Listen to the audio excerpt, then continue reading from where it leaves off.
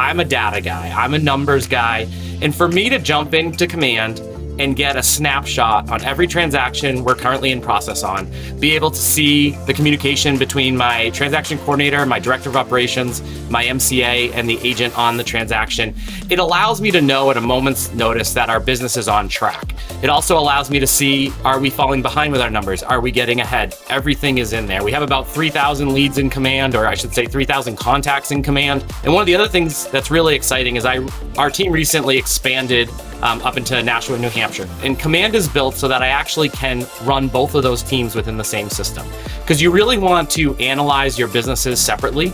So Nashua has its own tab that I can toggle from our hub to our spoke.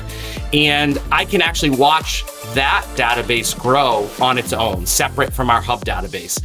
That's really important to really make sure that your business is succeeding in both areas, because the last thing you want is to expand and either not truly be tracking its growth or have it start to affect the hub in some way. So being able to toggle back and forth in all areas of Command between my spoke and my hub is something that I just started being able to do, and it's really cool to see.